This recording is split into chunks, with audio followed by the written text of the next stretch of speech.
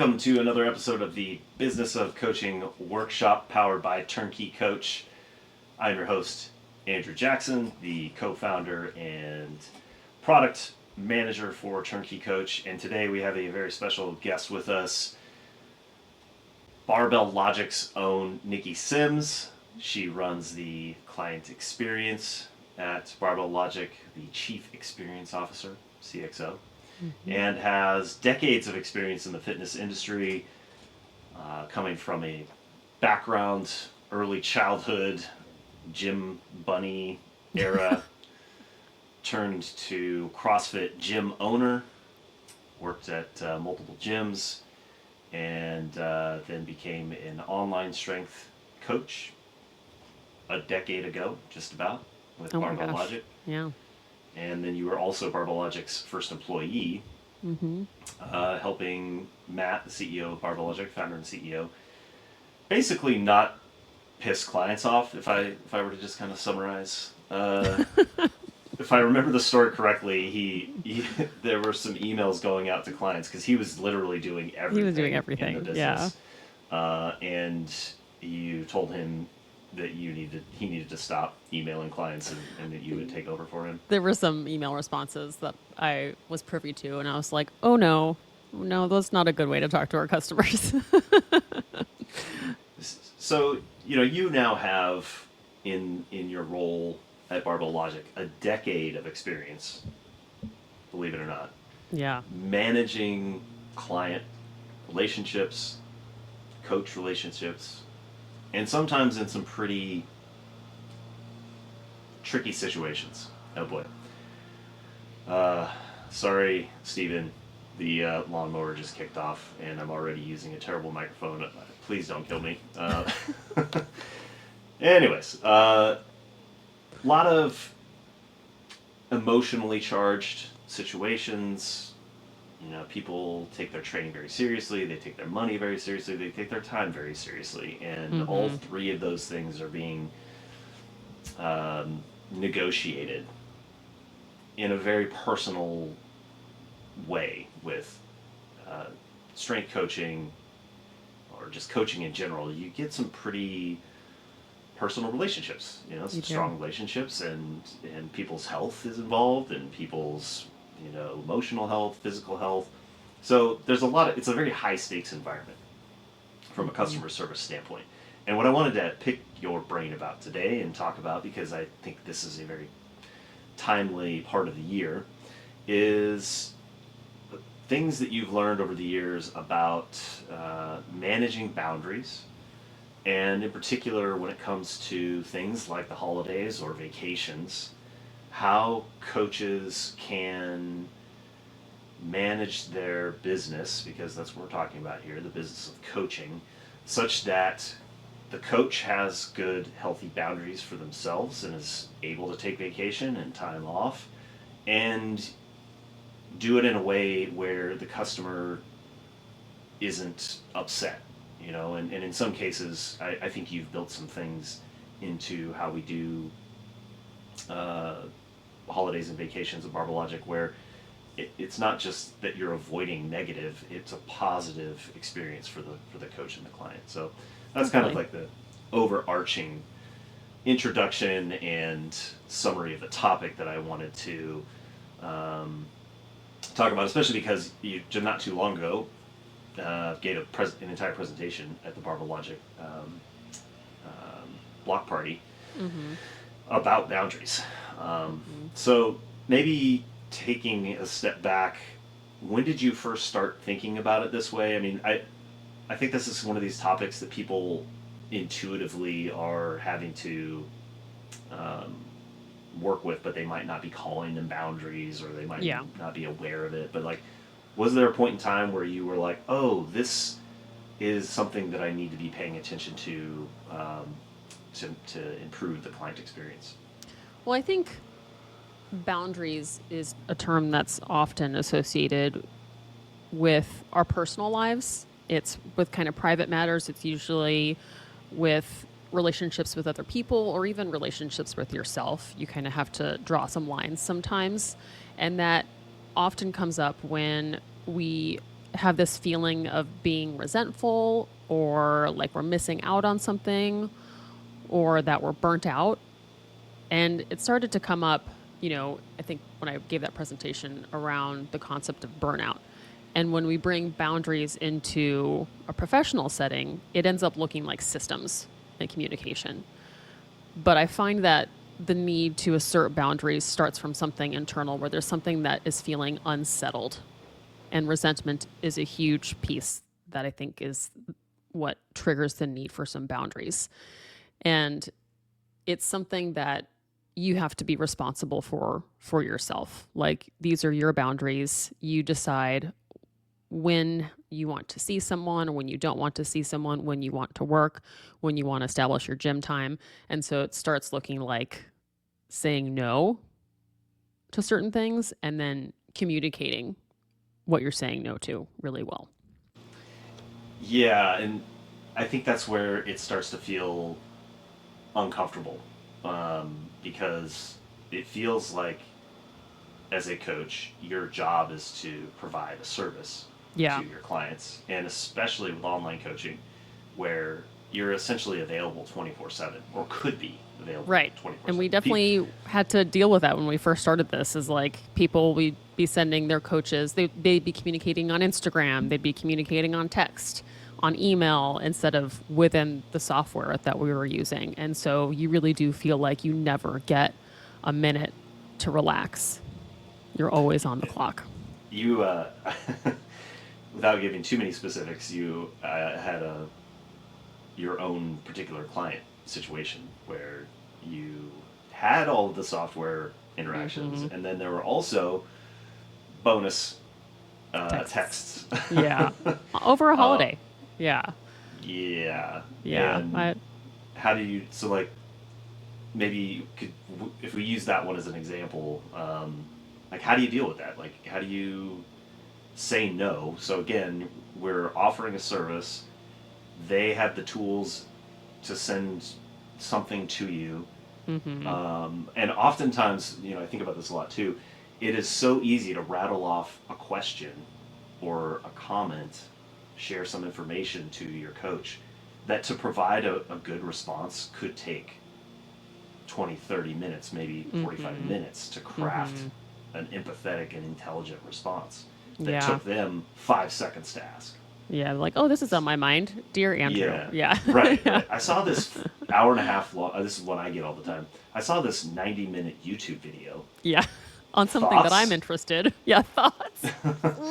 That's such a on like word, tripwire some word right there. complex nutrition, biomechanical process or whatever. Yeah. Like, okay, first I got to watch this hour and a half long video. Yeah. And then I have to craft a response. So anyway, And make sure that you sound like the expert. yeah. So how do you, navigate a situation like that where you're saying no, and that sometimes feels scary to a coach because that maybe the client expects that as part of their service. Yeah. Well, I'm going to speak like how I think an emerging coach feels, which as I see their life cycle in becoming a coach, you have to go through this phase where you will work with anybody because you need to get your reps in. You need to start building a client list. You need to say yes to pretty much everything in the beginning. But you're going to get to a point where your coaching value increases, which means your time gets more valuable.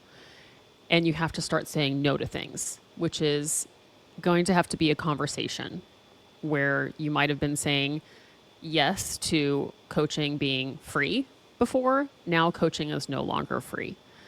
Coaching is this much. Or yes, I will coach every day of the week, to now no, I don't coach on Sundays. And so it's coming from that transition of being just like starving, let me just get as much experience or as much as I can. But as your value increases, you become more busy and you have to start redefining these boundaries for yourself, or else you get burnt out, you get resentful, and you're not valued as much as you should be. you're undercharging for how much value you now carry. And you may end up getting to the point where coaching can no longer be sustainable, both in terms of, revenue or just your own time and energy. So it usually doesn't, boundaries usually don't get set in advance, although it's something that I think we do encourage more conversation around in our Barbell Academy. I think we actually speak to that, but it usually comes from a moment where what you've been doing before makes you really mad and you're resentful about what you've chosen to do.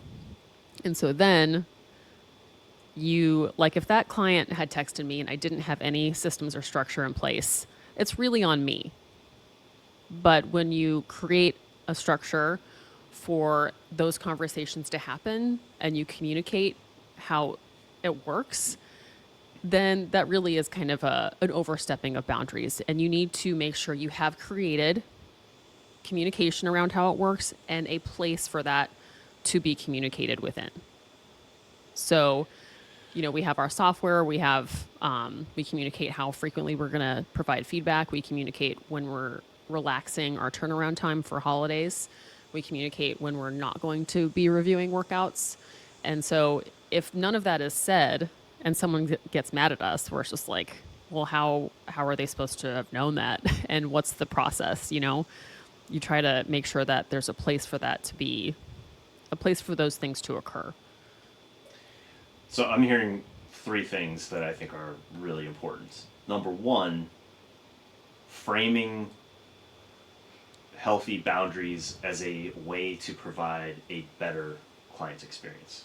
Absolutely. You're not saying no and taking away. You might be saying no, but it's going to improve the client experience because they will know what to expect and you will have a process for meeting their needs. Right. Which is really what matters is that it doesn't mean when they send you that question or that text, it doesn't mean it's a bad question or an invalid, need. It's just that we need to meet that need in a way that meets our needs as well. Right. You have to, this is a working relationship. I was thinking of imagine if you would purchase a flight and they didn't tell you what time you were going to land. How could you, feel, safe in the flight? Be like, am I going to be on the plane for 9 hours? What kind of food do I need to bring? What about when I land? What about this connecting flight? And so you feel this sense of panic unless you know how things work. And, there are you really see it a lot in airlines. It's over communicating. Time to check in for your flight. Please don't pack this in your suitcase. Please don't pack this in your suitcase. Remember to have your ID. This is what time it lands. Oh, we're going to be running just 3 minutes late. So much communication because then people are not creating stories in their head, running these scenarios where they think could happen. They have the information. They have as much information as maybe even more information than they can handle, but they have all the information that they can have then to make their own decisions and to decide if that's something that they agree to. Mm-hmm. Yeah. So thing one, rather than thinking as a takeaway, thinking of boundaries as an addition to the service or an improvement to the service, I think might help the coach. It's kind of like we talk about, a lot of people are uncomfortable with sales because they feel like it's this pushy thing, but if you can frame sales as a version of coaching, it's part of the coaching process, and you're there helping people make a decision, then that makes sales less uncomfortable. I think similarly, boundaries can be made less uncomfortable if you can frame it as a way to improve or enhance customer experience. Yeah, it's clarity, and it communicates what you're going to be consistent about. And that's a big promise. You talk about this a lot with trust. Now you are being very clear about your end of the agreement and what they can get excited about. That's thing two that I hear, the common thread coming across is holding a boundary becomes really uncomfortable when it's not explicitly stated and people are just reacting. The coach might be reacting because there's an unstated boundary that keeps getting crossed, don't send me a text at 10 o'clock at night on my vacation expecting a response. But you Yeah. never told the client. In some cases you may have, but Yeah. if let's say the client hadn't set that as an expectation, then the client on the other, the coach hadn't set that expectation. Then the client on the other hand is crossing a boundary unknowingly, and Right. they're feeling like their needs aren't getting met. So Right. while what I think is really critical about this is that making boundaries a better experience really comes down to setting expectations and being explicit about what the boundaries are, Yep. what the what the agreements are for the service and the expectation, and concretely, let's bring it back to the holidays as a specific example. Number 3, we tell new clients when they sign up, here is our holiday schedule. Yes. Months and months in advance, and we tell our coaches at the beginning of every year, here's the holiday schedule. It's part of their contract agreement. So now And, everybody and then forgets that instantly, but yeah, yeah, because it doesn't matter then, But yeah, then we send out messages to all the clients a week in advance, a couple of days right. in advance, and during the holidays, we use That's an right. automated beacon to make sure that we are still communicating. Because imagine if we didn't communicate this when someone first became a client. In my head, I'd be like, well, I don't get as many reviews in December. Should I get charged less in December? Right. No, that's not how it works. this is this is how it works at Barbell Logic. Are you down? Right. And each coach might have their own thing that they want to do. Like maybe they always take a family vacation during the summer for a week. Just tell your clients that ahead of time, and then they'll be like, okay, I'm cool. And then they also have the opportunity to be supportive of that boundary. Maybe they're just like, you know what? I love that you go and spend a week with your family. That's so special. And I love that you're taking off Christmas to spend time with your family. Like maybe we can all just celebrate these important things. Yeah, because again, you're a human, and Yeah. you also need a break, Right. and you will therefore then provide a better service. So, going back to Yes. point 1, and I think this setting explicit expectations from the beginning as just the agreement and the way that it works, and then reminding people is is so important, because I think the reason the holiday question always comes up, and it's this big pain point, is that people wait until, like, I was just on a call with some coaches last Friday, and the question was, well, what should we do about the holidays? And it's like, Oh. if you're asking yourself that question 2 weeks before you're about to take, and a lot of them were uncomfortable with even taking one day off away from their phone, because most of them offer. A lot of people, I think this is personally a mistake, to offer 24/7 Yeah. access to your cell phone, Yeah. and to commit to those responses, and then get to a point where you can't even take Christmas Day off. That to me seems That's a recipe for resentment.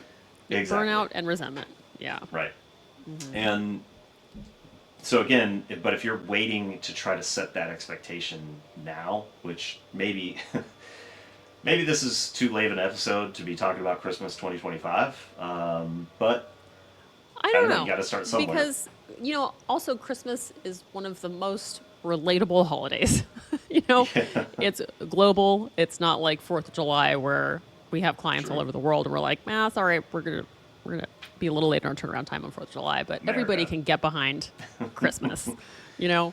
So Yeah. it's also one of those holidays where I think people are more likely to be understanding, even if it is a last minute. You know what? Hey, I'm gonna take Christmas Eve and Christmas Day off, and don't even you don't have to apologize for that. Don't come at it with I'm so sorry. I just wanna don't make it a sob story. You don't need your clients to feel sorry for you. Like you're a professional. There are entire companies that shut down for 2 weeks at the end of the year. It's okay if you're not answering your phone about a push up on Christmas Day. Yeah. I mean, to that point, Unless you want to. maybe this is a great opportunity to roll out your 2026 schedule. If you Yep. are going to announce it, I would recommend go, including, and just sit down and map out. It doesn't have to be crazy specific, but like maybe you've got a week in the summer Mm-hmm. and the major holidays, Mm-hmm. something like that. And the nice thing about TurnKey Coach is that there are ways to actually modify the notification schedule so that you can hold that boundary, which I think Yes. might be a final point to touch on is like, what does it actually mean to hold a boundary? Holding a boundary has nothing to do with the other person. Mm-hmm. And this is another hard part about boundaries is that you have to take total ownership of your boundaries or it's not a boundary. Yeah. And you are also Because setting yourself up for resentment. there are people with specific personality types who will game the systems. That's right. Yeah. There are people, I know there were clients of ours who figured out exactly how our time clock would work and get around it so that they would pile on a bunch of workouts when I really tried hard to not make that or to prevent that. Like Yeah. I'll say like I really wanted holidays, and we only do this for Thanksgiving, Christmas, and New Year's. We only do this 3 times a year. But I don't like when you take time off and you come back to work and you feel like you're being punished for taking time off. Right. So my goal here was to be like, you know what, it's okay. We're not gonna have you come back to work and have to do 60 workout reviews on your first day back to work. Like, Right. I really don't want that to happen. I want this to be time off where you're not dreading the pile that you have to return to. So mechanically, in TurnKey Coach, what we've set up are a couple of things that help enforce boundaries. One is that you can set the days of the week that are your work days, Mm-hmm. and then toggle notifications on your Connect page so you only see workouts on your work days. So if you want to take Sunday and Saturday off, you can turn those days off. Doesn't Mm-hmm. mean that the workouts go away, it's just that they're not due till Monday. Now, Yep. that doesn't solve what you were just describing, but we have a holiday feature that you can also set up that auto review marks them reviewed. So Mm-hmm. instead of coming back after taking, Christmas off or whatever your New Year's plans are, those would just be gone or not Mm-hmm. gone. They're still like the They're in client the still system. gets the Yeah. program. They Mm-hmm. still complete the workout. They still post the videos. If you want to go back and take a look at it, you can. It's just not on your workflow page, Right. the Connect page. So, to me, I think that was a huge change in our ability to hold boundaries because it used to Mm-hmm. be, manually up to the coach basically to Mm. choose not to do it, and it's sitting there staring you in the face. So you Yeah. kind of You're like, I'm just gonna feel, do it. Yeah. yeah. In many cases, I would just like, you know what, it's easier for me to just do this, get it over with, and so Mm-hmm. you never actually feel like you got the break. You just kind of like move the pile, Mm-hmm. um, Yeah. and maybe you didn't even hold the boundary. Mm-hmm. Which I think creates another problem. You say you're going to take the time off, but then you don't really. Mm-hmm. That goes back Yeah. to my trust model where integrity is whether you will do what you say you're going to do or not. And Mm-hmm.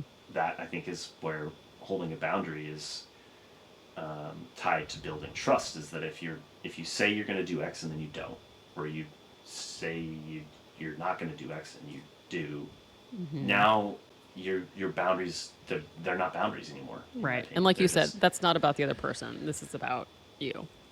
And then going back to what we said earlier, the client's back to not knowing what to expect. Right.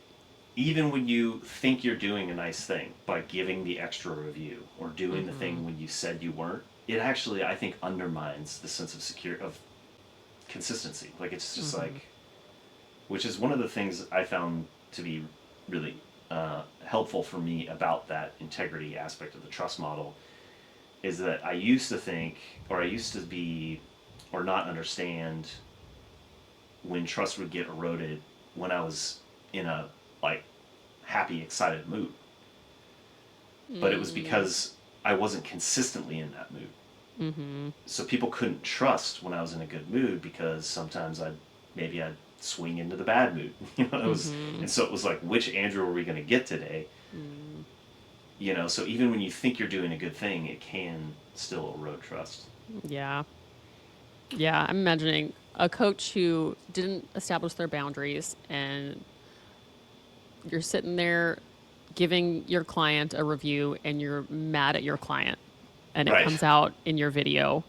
Totally. And whether you know it or not, you just might be like, oh, yeah, it looks pretty good. Cool, dude. Hope you had a good Christmas. Bye. And it's just like the client can feel that. So that's not worth it. Like, that is a negative, a potentially very negative client experience that is worse than them not getting a review. Well, we are unfortunately out of time. I feel like we could talk about this forever. Are there any kind of key nuggets or things you would leave coaches that we haven't talked about yet on the topic? So always pay attention to that feeling of resentment and remember that's your responsibility to take care of. And communicate, communicate, communicate. You probably can't communicate too much. You might think you are, but you aren't. And take the time to plan ahead. And what you're doing with this is creating opportunities for you to be happy and enjoy what you're doing. Awesome. I love it. Yeah.